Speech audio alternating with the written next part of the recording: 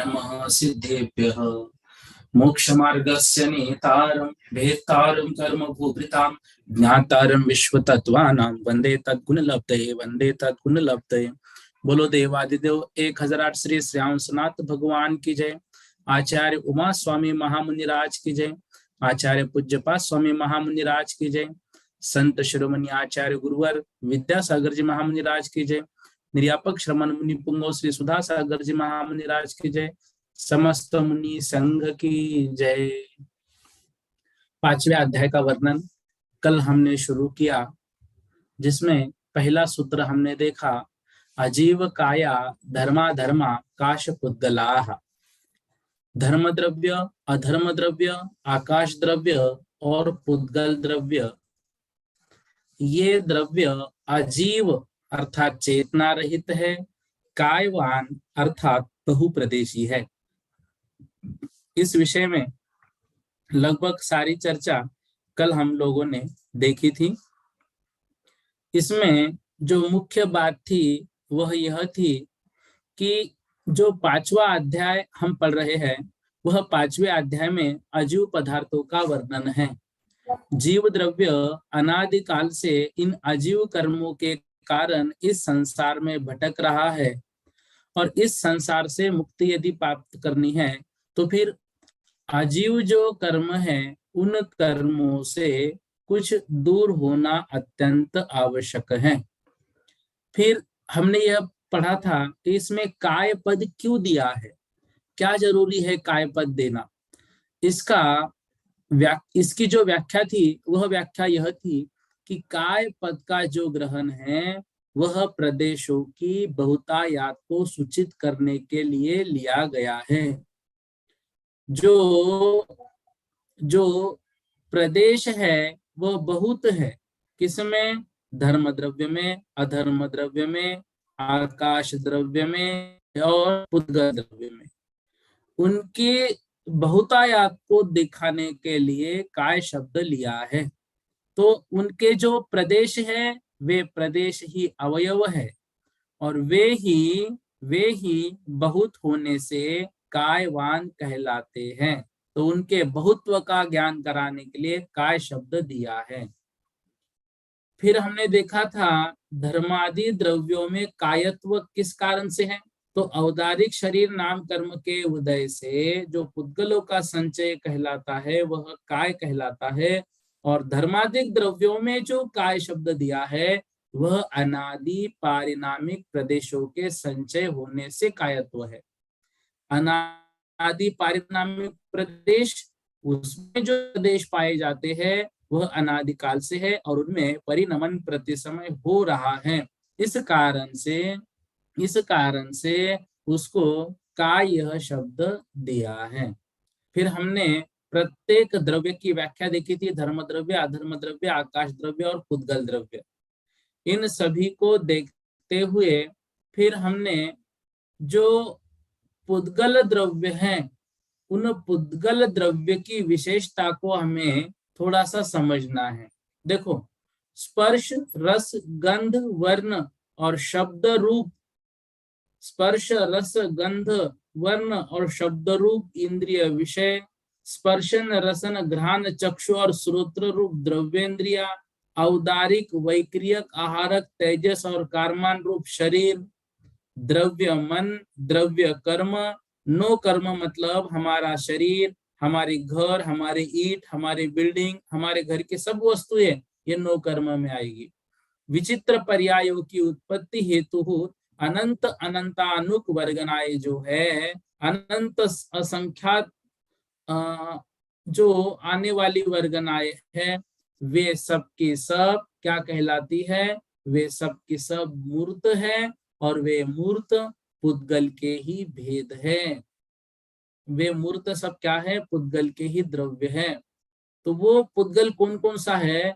जो स्पर्श, रस, गंध, वर्ण और शब्द रूप हमारे इंद्रियों के विषय है। स्पर्शन, रसना, घ्राण, चक्षु, श्रोत्र रूप जो द्रव्येंद्रिया है, जो औदारिक आदि 5 शरीर है, जो हमारा द्रव्य मन है, जो हमारा जो द्रव्य कर्म है, और जो 9 कर्म हैं वे सारे के सारे पुद्गल ही कहलाते हैं। इस तरह से पुद्गल द्रव्य के विषय में और अधिक विस्तार से आने वाले सूत्रों में हम समझने वाले हैं। तो मुख्य रूप से इस पंचम अध्याय में पुद्गलों का वर्णन चलेगा। पुद्गलों से किस प्रकार से ह्रास, किस प्रकार से निर्माण, किस प्रकार से अदृश्य पुद्गल देखने योग्य बन जाता है, इस तरह से बहुत सारी बातें इसमें हमको पढ़ने को मिलेगी। तो दूसरा जो सूत्र है, उस दूसरे सूत्र की ओर अब हम चलते हैं। ये सारी बातें कल के कक्षा में हमने देखी थी। अब देखिए सूत्र क्रमांक 2। सूत्र क्रमांक 2 है द्रव्यानि।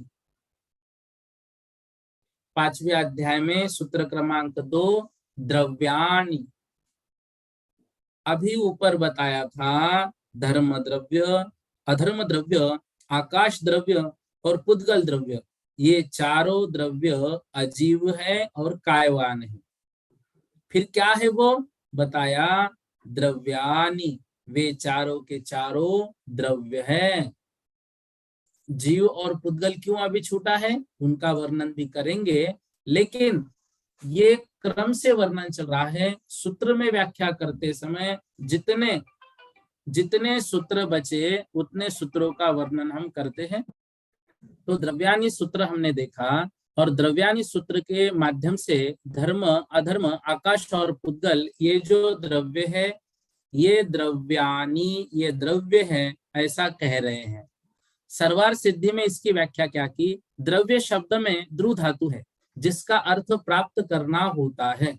द्रव्य शब्द में धातु कौन सी है, द्रव्य शब्द में द्रु धातु है जिसका अर्थ प्राप्त करना होता है। इससे द्रव्य शब्द का उत्पत्ति रूप अर्थ इस प्रकार हुआ कि जो यथा योग्य अपनी अपनी पर्यायों के द्वारा प्राप्त होते हैं या पर्यायों को प्राप्त होते हैं, वे द्रव्य कहलाते हैं। जो अपनी अपनी पर्यायों के द्वारा प्राप्त होते हैं या पर्यायों को प्राप्त होते हैं, वे द्रव्य कहलाते हैं। व्याख्या सर्वार सिद्धि के अनुसार याद रखना। द्रव्य की व्याख्या क्या कर रहे हैं, जो अपनी अपनी योग्यता अनुसार पर्याय को प्राप्त होते हैं।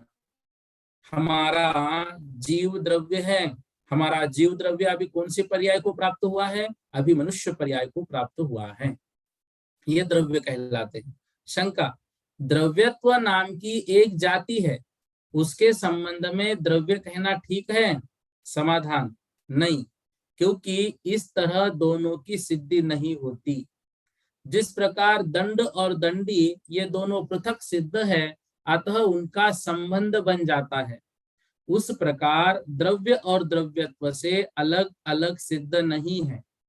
यदि अलग अलग सिद्ध न होने पर भी इनका संबंध माना जाता है, तो आकाश कुसुम का और प्रकृत पुरुष के दूसरे सिर का भी संबंध मानना पड़ेगा। आकाश कुसुम मतलब आसमान में फूल कभी नहीं हो सकते, ठीक है। यदि इनकी पृथक सिद्धि स्वीकार करते हैं तो द्रव्यत्व का अलग से मानना निष्फल हुए। गुणों के समुदाय को द्रव्य कहते हैं। यदि ऐसा मानते हो तो यहाँ भी गुणों का और समुदाय का भेद नहीं रहने पर पूर्वोक्त संज्ञा नहीं बन सकती है। यदि भेद माना जाता है तो द्रव्यत्व के संबंध से द्रव्य होता है। इसमें जो दोष दे आए हैं वही दोष यहाँ भी प्राप्त होता है। शंका, जो गुणों को प्राप्त हो या गुणों के द्वारा प्राप्त हो उन्हें द्रव्य कहते हैं। क्या शंका कर रहे हैं? जो गुणों को प्राप्त हो या गुणों के द्वारा प्राप्त हो उन्हें द्रव्य कहते हैं। द्रव्य का इस प्रकार विग्रह करने पर भी वही दोष प्राप्त होता है? समाधान, नहीं। तो क्या व्याख्या की? जो गुणों को प्राप्त हो या गुणों के द्वारा प्राप्त हो, तो इसमें दोष? तो समाधान, नहीं, क्योंकि कथनचित भेद और कथनचित अभेद के बन जाने से द्रव्य इस संज्ञा की सिद्धि हो जाती है। ये सर्वार सिद्धि की व्याख्या पढ़ रहे हम इस सूत्र के अनुसार। समाधान क्या कर रहे हैं? नहीं, क्योंकि कथनचित भेद और कथनचित अभेद के बन जाने से द्रव्य इस संज्ञा की सिद्धि हो जाती है। गुण और द्रव्य ये एक दूसरे को छोड़कर नहीं पाए जाते, इसलिए तो इनमें अभेद है, तथा संज्ञा, लक्षण और प्रयोजन आदि की अपेक्षा भेद होने से इनमें भेद है। प्रकृत धर्मादिक द्रव्य बहुत है, इसलिए अनेक उनके साथ समानाधिकरण करने के अभिप्राय से द्रव्यानि इस प्रकार बहुवचन रूप निर्देश किया है। शंका: जिस प्रकार यहाँ संख्या की अनुवृत्ति प्राप्त हुई है, उसी प्रकार पुल्लिंग को भी अनुवृत्ति प्राप्त होती है। समाधान: यह कोई दोष नहीं है, क्योंकि जिस शब्द का जो लिंग है वह कभी भी अपने लिंग का त्याग करके अन्य लिंग के द्वारा व्यवहृत नहीं होता, इसलिए धर्मादयो द्रव्यानि भवन्ति ऐसा संबंध यहाँ करना चाहिए। देखो, जो बात समझ में नहीं आ रही है सुन लीजिए, अभी इसकी व्याख्या मैं करूंगा तो और अच्छे से इन सभी बातों को हम समझेंगे। ये व्याकरण के दृष्टि से बता रहे हैं कि कहीं कोई गलती तो नहीं हुई है, तो हर एक बात का निराकरण यहाँ पर किया जा रहा है। अव्यवहित होने के कारण धर्मादिक चार को ही द्रव्य संज्ञा प्राप्त हुई, अथ अन्य का अध्यारोप करने के लिए आगे का सूत्र कहते हैं। अब जो बात इसमें कह रहे हैं वह सबसे पहले कह रहे हैं द्रव्यानि। उपर्युक्त धर्मादि जो बातें बताई है, धर्म, अधर्म, आकाश और पुद्गल, ये द्रव्य है। अब द्रव्य है तो द्रव्य कौन कौन है? द्रव्य कौन कौन है? तो ऊपर जो बताए हैं वे द्रव्य हैं। तो द्रव्य की व्याख्या क्या की? जो अपनी अपनी यथा योग्य पर्यायों को द्वारा प्राप्त होते हैं या पर्यायों को प्राप्त होते हैं, वे द्रव्य कहलाते हैं। द्रव्य शब्द में द्रु धातु है जिसका अर्थ होता है प्राप्त करना। तो द्रव्य क्या करता है? यथा योग्य अपने अपनी पर्यायों को प्राप्त होता है। मतलब स्व और पर प्रत्यय, मतलब उपादान और निमित्त कारणों से होने वाले उत्पाद और व्यरूप पर्यायों को जो प्राप्त होते हैं, वह पर्यायों के द्वारा जो प्राप्त किए जाते हैं वे द्रव्य कहलाते हैं। अब अंगूठी है, उस अंगूठी की पर्याय को हमने गलाया, गलाने के बाद उस अंगूठी का कोई अन्य गहना बना लिया, क्या हो गया? पर्याय का परिवर्तन हो गया। लेकिन द्रव्य क्या है? द्रव्य सोना है, वो जैसा के वैसा रहा। इस तरह से द्रव्य पर्याय में परिवर्तित हो जाता है या पर्यायों के द्वारा परिवर्तित होता रहता है। हम अभी तक जो व्याख्या पढ़ते आए, उत्पाद और विनाश रूप नाना पर्यायों के निरंतर होने पर भी सांततिक द्रव्य दृष्टि की अपेक्षा द्रवन और गमन के कारण को द्रव्य कहलाते हैं। मतलब जो उत्पाद व्यय रूप तो है, लेकिन अपना जो मूल स्वभाव है उसको नहीं छोड़ते हैं, वो द्रव्य कहलाते हैं। वही बात इसमें बता रहे हैं, लेकिन विशेष बात सिर्फ इसमें ये है, यथा योग्य अपनी अपनी पर्यायों के द्वारा प्राप्त होते हैं या पर्यायों को प्राप्त होते हैं, वो द्रव्य कहलाते हैं। अब निरंतर परिवर्तनशील होते हुए भी द्रव्यार्थिक नय की अपेक्षा जिसकी निरंतर प्रतीति रहती है वह द्रव्य है। परिवर्तन हो रहा है, हमने माना पर्याय बदल रहा है, लेकिन उसका जो मूल तत्व है द्रव्य, वो जैसा कि वैसा है। ठीक है, इस तरह से यहाँ पर जो बातें बता रहे हैं, देखो, द्रव्य, क्षेत्र, काल और भाव रूप बाह्य कारण जो है वो पर प्रत्यय कहलाते हैं। अपनी स्वाभाविक शक्ति जो है वह स्व प्रत्यय कहलाते हैं, मतलब कारण। तो बाह्य कारणों के रहने पर भी यदि द्रव्य में स्वयं उस पर्याय की योग्यता ना हो तो वह पर्याय अंतर को प्राप्त नहीं हो सकता, अतः स्व प्रत्यय ही समर्थन में कारण है। मतलब जो प्रत्येक द्रव्य परिवर्तन होता है या पर्याय रूप परिवर्तन होता है तो उसमें द्रव्य की भी अपनी योग्यता होनी चाहिए। अब हम सोने से सोने के गहने बना सकते हैं विभिन्न प्रकार के, लेकिन कोई ये कहे कि सोना जो है उससे मिट्टी का घड़ा बनाओ। अब सोना सोने की पर्याय को छोड़कर मिट्टी की पर्याय को प्राप्त नहीं होगा, तो ये क्या है? यह उसकी स्व शक्ति है, यह उसका स्व प्रत्यय है, यह उसकी स्वाभाविक शक्ति है, यह उसका स्व कारण है। कि वह मात्र गहने रूप परिवर्तित हो सकता है, सीधा अन्य द्रव्य में ही रूपांतर नहीं होगा। यह उसका स्व प्रत्यय है, गहने रूप वो परिवर्तन हो रहा है। और जो बाह्य कारण है, बाह्य कारण क्या कहलाते हैं? द्रव्य क्षेत्र काल भाव रूप उसको जो भी कारण मिल रहे हैं वो बाह्य कारण कहलाते हैं। तो द्रव्य अपनी योग्यता से परिणमन करता है, माना हमने, लेकिन बाह्य निमित्त की आवश्यकता है ही। स्व और पर दोनों कारण मिलकर ही पदार्थों के उत्पाद और व्यय में कारण होते हैं। एक भी अभाव में उत्पाद व्यय नहीं हो सकते। जैसे पकने योग्य उड़द यदि बोरे में पड़ा हुआ है तो भी पाक नहीं हो सकता। यदि घोटक नहीं पकने योग्य उड़द बटलोई में उबलते हुए पानी में डाला जाए तो भी वह पक नहीं सकती। अतः उभय हेतु उत्पाद व्यय है। समझ रहे हैं? ये कहना चाह रहे हैं, जिस उड़द की हमको दाल बनानी है, जिस उड़द को हमें उबालना है, उस उड़द को तो हमने बोरे में रख दिया। अब यह उड़द पक सकती है, उसमें योग्यता है पकने की, लेकिन अभी बोरे में है तो नहीं पकेगी। उसको क्या करना पड़ेगा? बटलोई में उबालना पड़ेगा। अच्छा ठीक है, हमने क्या किया, कुछ उड़द ऐसी होती है जैसे वो उबालने के बाद भी, मतलब जो उड़द ऐसी जैसे ये होता है ना, कुचर चना जिसको कहते हैं, वैसे ही उड़द के भी कुछ होते हैं। तो उन दानों को हमने निकाला, पानी में उबालने के लिए डाला। अब उसको बाह्य कारण तो मिल गया, लेकिन उसका स्व कारण जो है वह उसको पकने नहीं देगा। अतः दोनों भी कारण आवश्यक है द्रव्य में परिवर्तन करने के लिए। ठीक है, इस तरह से इन बातों को थोड़ा सा समझना है। एक शंका यहाँ पर आई, द्रव्यत्व के संबंध से द्रव्य मानने में क्या हानि है? जो सर्वार सिद्धि की बात है, ध्यान से समझो। यह शंका ठीक नहीं, क्योंकि जैसे दंड के संबंध से पूर्व देवदत्त अपनी जाति आदि से युक्त प्रसिद्ध है, और देवदत्त के संबंध के पहले दंड अपनी गोलाई लंबे आदि के द्वारा प्रसिद्ध है, अतः उन दोनों दंड दंडिका संबंध युक्त है।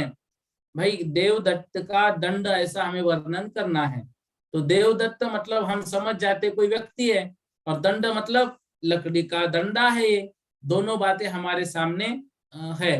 तो दंड और दंडी, दंड मतलब वो डंडा, दंडी मतलब देवदत्त के समान द्रव्यत्व के संबंध के पहले न तो द्रव्य ही प्रसिद्ध है, न द्रव्यत्व ही उपलब्ध है। तो दोनों की भी आवश्यकता है। यदि द्रव्य के संबंध में पूर्व द्रव्य प्रसिद्ध है तो द्रव्यत्व के संबंध की कल्पना निरर्थक हो जाती है। द्रव्यत्व भी द्रव्य के संबंध के पहले उपलब्ध नहीं है, अतः दोनों जब संबंध के पहले असत है तो उनके संबंध की कल्पना निरर्थक है। अतः द्रव्यत्व के संबंध में द्रव्य मानने में हानि ही हानि है, उसको नहीं मान सकते हैं। द्रव्य अलग चीज है। द्रव्य के साथ संबंध के पूर्व द्रव्य और द्रव्यत्व का अस्तित्व भी मान लिया जाए, परंतु जब उन दोनों में पृथक पृथक शक्ति नहीं है तब मिलकर भी स्व प्रत्यय उत्पादक शक्ति नहीं आ सकती। जिस प्रकार पृथक पृथक दर्शन शक्ति रहित होने से जो जन्मांधों को एक साथ मिला देने रूपावलोकन शक्ति उत्पन्न नहीं होती, उसी प्रकार द्रव्य और द्रव्यत्व में द्रव्य प्रत्यभिधान शक्ति के उत्पत्ति के सामर्थ्य का अभाव होने पर, उनका संबंध होने पर भी द्रव्यत्व का व्यवहार नहीं हो सकता है। तो दोनों को भी हमें विशेष रूप से समझना पड़ेगा। यहाँ पर सिर्फ इतना हमें समझना है, द्रव्य और द्रव्यत्व का संबंध होने पर भी दोनों को हम योग नहीं कर सकते। द्रव्यत्व के योग से द्रव्य नहीं, अपितु अपने अपने गुण और पर्यायों को प्राप्त होता है, इसलिए वह द्रव्य है। उसके अंदर द्रव्यत्व है इसलिए वो द्रव्य है, ऐसा नहीं। ठीक है, इतनी ही बात इसमें से हमें समझनी है।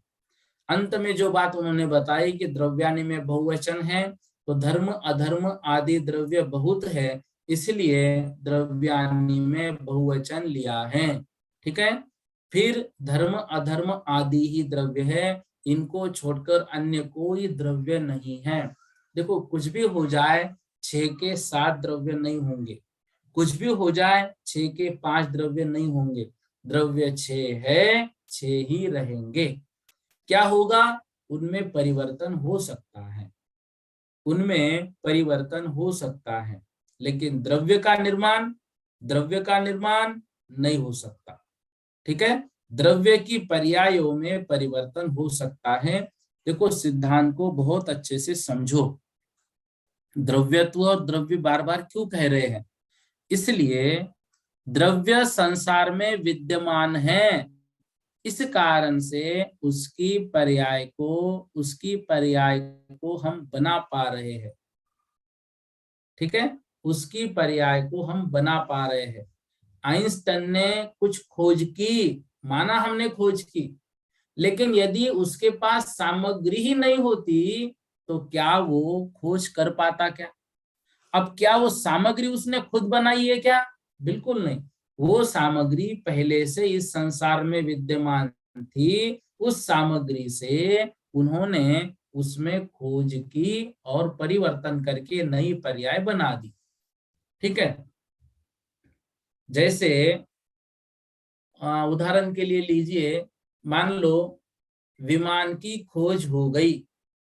ठीक है, विमान की खोज हो गई, विमान की खोज हुई, हमने माना। मोबाइल की खोज हुई, हमने माना। मोबाइल क्या नया द्रव्य है क्या? बिल्कुल नहीं। मोबाइल नई पर्याय है, द्रव्य नया नहीं है। क्यों? जो जो द्रव्य संसार में विद्यमान थे, अब वो पुद्गल द्रव्य हैं। पुद्गल द्रव्य के अणु परमाणु संसार में विद्यमान थे, उसको जोड़कर घटाकर नए नए प्रयोग करके उन्हीं उन्हीं पुद्गल द्रव्य से, उन्हीं पुद्गल अणु परमाणु से मोबाइल की खोज की है। अगर वो होता ही नहीं तो नहीं कर सकते। ठीक है ना? घी बनाना है, दही बनाना है, मक्खन बनाना है, रसगुल्ले बनाना है, ये बातें हमने समझ ली कि नई नई पर्याय बन रही है। बिल्कुल बन रही है, लेकिन कब बनेगी? जब दूध दूध अवेलेबल होगा। यदि दूध नहीं है तो नई पर्यायों का निर्माण नहीं हो सकता है। अतः दूध जो है वो मूल द्रव्य है। ऐसे ही संसार में जितने द्रव्य है उतने द्रव्य है, नए द्रव्य कभी बनेंगे नहीं। क्यों? जो है वो है, बस उसमें परिवर्तन कर रहे हैं, उसको घटाकर जोड़कर क्या कर रहे हैं? नया निर्माण कर रहे हैं। मान लो परमाणु बम बन गया, लेकिन परमाणु बम बनने से पहले उन परमाणुओं को, जो उन परमाणुओं का अस्तित्व है, उन अस्तित्व को क्या हम नकार सकते हैं क्या? नहीं। वो परमाणु संसार में पहले से विद्यमान थे, बस उसको कहां पर कैसे प्रयोग करना है, इस बात की उन्होंने खोज कर ली।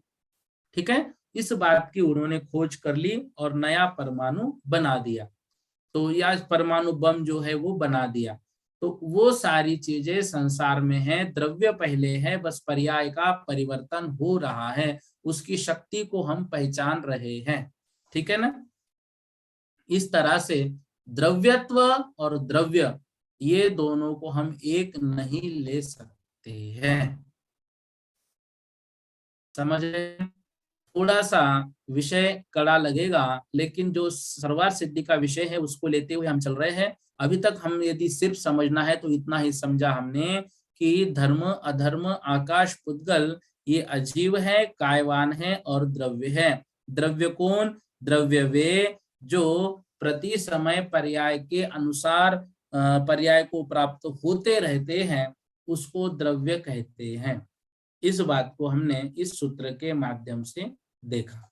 ठीक है, सूत्र क्रमांक 3 देखिए, जीवाश्च।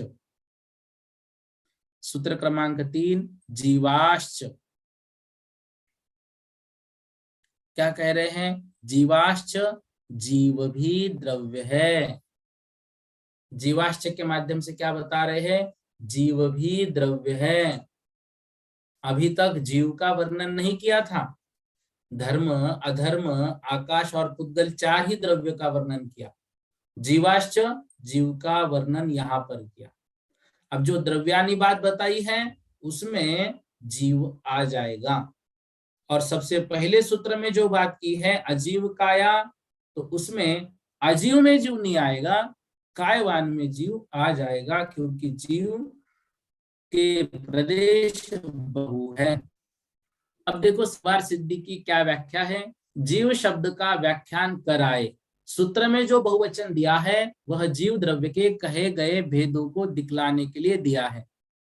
च शब्द द्रव्य संज्ञा के खींचने के लिए दिया है, जिससे जीव भी द्रव्य है यह अर्थ फलित हो जाता है। इस प्रकार ये 5 काव्य होते हैं। शंका, आगे गुण पर्यय द्रव्यम इस सूत्र द्वारा द्रव्य का लक्षण कहेंगे, अतः लक्षण के संबंध से धर्मादिक द्रव्य संज्ञा प्राप्त हो जाती है, फिर भी यहाँ उनकी अलग से गिनती करने का कोई कारण नहीं। समाधान, गिनती निश्चय करने के लिए की है, इससे अन्वयादियों के द्वारा माने गए पृथ्वी आदि द्रव्यों का निराकरण हो जाता है। शंका, कैसे? पृथ्वी जल अग्नि वायु और मन इनका पुद्गल द्रव्य में अंतर्भाव हो जाता है, क्योंकि ये रूप रस गंध और स्पर्श वाले होते हैं। वायु और मन में रूपादिक नहीं है। समाधान, नहीं, क्योंकि वायु रूपादि वाला है स्पर्श वाला होने से घट के समान। इस अनुमान के द्वारा वायु में रूपादिक की सिद्धि होती है। शंका, चक्षु आदि इंद्रियों के द्वारा वायु का ग्रहण नहीं होता, इसलिए उसमें रूपादिक का अभाव है। समाधान, नहीं, क्योंकि इस प्रकार मानने पर परमाणु आदि में अतिप्रसंग दोष आता है, अर्थात परमाणु को आदि को भी चक्षु आदि इंद्रिया ग्रहण नहीं करती, इसलिए उनमें भी रूपादिक का अभाव मानना पड़ेगा।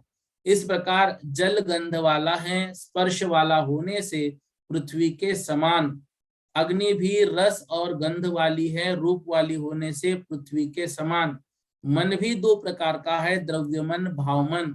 उनमें से भाव मन ज्ञान स्वरूप है और ज्ञान जीव का गुण है, इसलिए इसका आत्मा में अंतर्भाव होता है, तथा द्रव्य मन में रूपादिक पाए जाते हैं, अतः पुद्गल द्रव्य की पर्याय है। यथा मन रूपादि वाला है, ज्ञानोपयोग का कारण होने से चक्षु इंद्रिय के समान। शंका, शब्द अमूर्त होते हुए भी उसमें ज्ञानोपयोग की करनता देखी जाती है, अतः मन को रूपादि वाला सिद्ध करने के लिए जो हेतु दिया है वह व्यभिचारी है। समाधान, नहीं, क्योंकि शब्द पौद्गलिक है, अतः उसमें मूर्तपना बन जाता है। क्या क्या बातें इसमें हमको सिखा रहे हैं? देखो, सबसे पहली बात तो ये कह रहे हैं जीवाश्च, यह सूत्र दिया है। जब ये सूत्र दिया है तो आगे जो सूत्र कहेंगे गुण पर्यय द्रव्यम, तो उस सूत्र के द्वारा द्रव्य का लक्षण कहेंगे ही कहेंगे, तो संबंध से धर्मादिक द्रव्य संज्ञा प्राप्त हो जाएगी। फिर यहाँ उनकी अलग से गिनती क्यों की? समाधान, गिनती निश्चय करने के लिए दी है। क्या निश्चय? जो अन्यवादी हैं, अन्यवादियों मतलब जो अन्यवादी हैं, अन्य मतावलंबी है, वे पृथ्वी आदि को ही द्रव्य स्वीकार करते हैं अलग अलग। समाधान, पृथ्वी जल अग्नि वायु और मन इनका पुद्गल द्रव्य में अंतर्भाव हो जाता है, अतः जब पुद्गल लिया तो पृथ्वी को अलग से द्रव्य मानने की आवश्यकता नहीं है। फिर कह रहे वायु और मन तो रूपादिक नहीं है, मतलब दिखते नहीं है। बिल्कुल हमने माना वाती नहीं है, लेकिन वायु को स्पर्श करके जानते कि नहीं हम? अभी ठंड के दिन है, बहुत ठंडी हवा छूटी है, क्यों? वायु तो दिख नहीं रही है, लेकिन उस वायु को स्पर्श के माध्यम से हम जान रहे कि नहीं जान रहे हैं। इस कारण से वायु रूपादि गुण से युक्त है, वायु रूपादि गुण से युक्त है। पर वे नहीं मानेंगे तो फिर पुद्गल परमाणु को रूपादि मानने में दोष आएगा। क्यों? क्योंकि पुद्गल परमाणु भी तो आंखों से नहीं दिखते हैं, लेकिन पुद्गल परमाणु रूपादिक है क्या? नहीं, बिल्कुल है। तो जो अग्नि है, अग्नि का भी अपना एक रस है, अग्नि का भी अपना एक गंध है, इसलिए अग्नि भी रूप वाली होने से पृथ्वी के समान रस और गंध वाली है। हमारा जो द्रव्य मन है वह द्रव्य मन भी रूपादि के पाए जाते हैं, वह भी पुद्गल द्रव्य की पर्याय है। ठीक है, इन सभी बातों को इस तरह से समझना है। आकांक्षा जी बोलिए। जय जिनेन्द्र भैया जी। भैया जी, द्रव्य मन में रूप आदि कैसे, क्या कैसे घटित होगा, मतलब क्या क्या देख के? देखो, हाँ। उस द्रव्य मन को आगम ने अष्टपंखुड़ी रूप बताया है। वह अष्टपंखुड़ी आकार का है और हमारे शरीर के विशेष जगह पर वह बना हुआ है। ये तो वो बात दिखाई, अलग है, ये बात अलग है कि वर्तमान का साइंस उसको देख नहीं सकता है। अभी हाँ वही। वर्तमान के साइंस में उतनी शक्ति नहीं है उतना सूक्ष्म देखने की, लेकिन वह विद्यमान है। जैसे हमारी पांचों इंद्रियां विद्यमान है और उस पांचों इंद्रियों को शक्ति देने वाली आत्मा है, ऐसे ही द्रव्य मन भी विद्यमान है और उस द्रव्य मन को शक्ति आती है भाव मन के द्वारा। अब उसको साइंस ने अभी तक नहीं खोजा, लेकिन आगे चलकर साइंस जब धीरे धीरे धीरे धीरे नई खोज करता जाएगा तब साइंस इसको मानने लगेगा।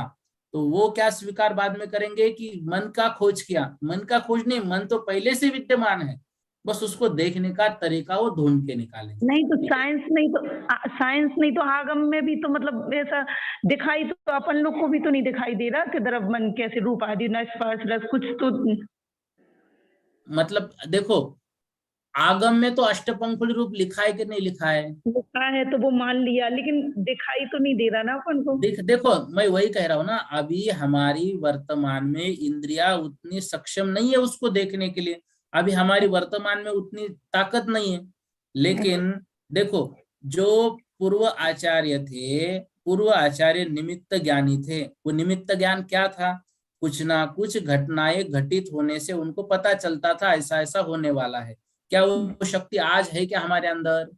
नहीं बस तो फिर, नहीं। तो निमित्त ज्ञान को हम मानेंगे क्या नहीं मानेंगे? मानेंगे। क्यों मानेंगे? आगम में लिखा है, इसलिए हम उसको मानेंगे। तो ऐसे, हाँ, चतुर्थ काल के मनुष्य मतलब देख सकते थे उस टाइम पे? देखो इस विषय में आगम में लिखा तो नहीं कि चतुर्थ काल में, लेकिन है जभी तो लिखा है। आगम में लिखा है मतलब है। अच्छा ठीक है। हाँ, एकांशी जी जैन बोलिए। जय जनन भैया जी। जय जिनेन्द्र। भैया जी जी, पृथ्वी जल अग्नि वायु और मन को पुद्गल द्वीप में क्यों लिया? जीव द्वीप में लेना था, क्योंकि ये स्थावर जीव है वो। देखो, उनका शरीर है ना वो। हमारा जो शरीर है औदारिक शरीर, उसको पुद्गल में लिया है कि नहीं लिया? हाँ तो हमारे अंदर आत्मा है वो जीव है, तो जो हाँ शरीर है वो पुद्गल है। ऐसे ही पृथ्वी अग्नि वायु ये जो है ना, इसको पुद्गल में इसलिए लिया क्योंकि उसके ऊपरी शरीर को, अब उसमें जो जीव आएगा पृथ्वी जीव, वो जीव अलग, लेकिन उनका जो शरीर है बाहरी। अब हाँ हम जो पानी पीते हैं वह जल जल काय हम पीते हैं कि जल हाँ, काय जीव पीते हैं? जल काय पीते। हाँ, तो वो जो शरीर है ना, वो शरीर है उनका, तो वो शरीर अलग है, उसमें रहने वाले जीव अलग है, तो शरीर को पुद्गल में ही लेंगे। हाँ ठीक है हाँ, समझ में आ गए भैया जी, जी जी। धन्यवाद जी। हाँ, मंगला दीदी जी बोलिए। जिनेन्द्र भैया जी। जय जिनेन्द्र। जय पुसद से जिनेन्द्र। है क्या आप? हाँ, पुसद से अच्छा, है। ठीक अभी ठीक। योग सागर महाराज हाँ है बिल्कुल, यहाँ। बहुत भाग्य है आपके, बहुत अच्छा, बोलिएगा। हाँ, आपने अभी कहा है कि मोबाइल पहले नहीं था। अपना मोबाइल नया नहीं है, हम्म। तो पुराने जमाने में तो ये दिखने में नहीं आता था, ये कैसे समझे कि देखो, नया? हमने हमने नया नहीं है, इसका मतलब ये कहना चाह रहे हैं कि मोबाइल अभी नया खोज किया है, लेकिन मोबाइल में लगने वाली जो सामग्री है वो पहले से कहीं ना कहीं विद्यमान थी, बस उसको जोड़ मटोड़ कर उन्होंने मोबाइल बना दिया है। अच्छा, उन्होंने उसके लगने वाली जो सामग्री है वो निर्माण नहीं की, वो कहीं ना कहीं पहले से थी, बस उसको छोटा रूप लिया। अब देखो, पहले जो मोबाइल। था, हार्ड डिस्क बहुत बड़ी आती थी, फिर छोटी हार्ड हाँ डिस्क आने लग गई, फिर पेन ड्राइव आने लग गई, फिर छोटा मेमोरी हाँ कार्ड आने लग गया। अब मेमोरी कार्ड भी इतने छोटे में आजकल ऐसा हो गया है कि कितना भी जीबी डाटा उसमें बैठ सकता है, छोटा छोटा छोटा बन रहा है। हमने माना कि नया नया पर्याय वो उत्पन्न हो रहा है, लेकिन उसके लिए लगने वाली जो सामग्री है वो इसी मतलब यहीं पर विद्यमान है। बस उसकी खोज रूप मतलब उसको हमने रूप नहीं दिया था बनाकर, उसको खोज कर वो बना रहे हैं बस नया पदार्थ। हाँ, देखो, दूध के दही, घी, मक्खन या रसगुल्ले या मिठाई ये पदार्थ हमको मालूम है, लेकिन मान लो आने वाले हाँ, समय में हमारे घर हाँ, की बिटिया उस दूध से और कोई नई चीज बना सकती है। अब हमने माना नई चीज बनाई हाँ, उन्होंने, बहुत अच्छा, नई खोज हाँ, की, लेकिन नई खोज कर पाएंगे जब दूध होगा तभी तो बनाएंगे ना। तो वो दूध पहले से हाँ, था, ऐसे ही उस मोबाइल को लगने वाले इलेक्ट्रॉनिक जो भी साधन है वो पहले से थे, बस उसको उन्होंने एक जगह लाकर उसकी वो वस्तु वो बनाई। मॉडल के रूप में बना दिया। हाँ, बिल्कुल बिल्कुल। धन्यवाद। हाँ, जी जी। हाँ। गुणचंद्र जी बोलिएगा।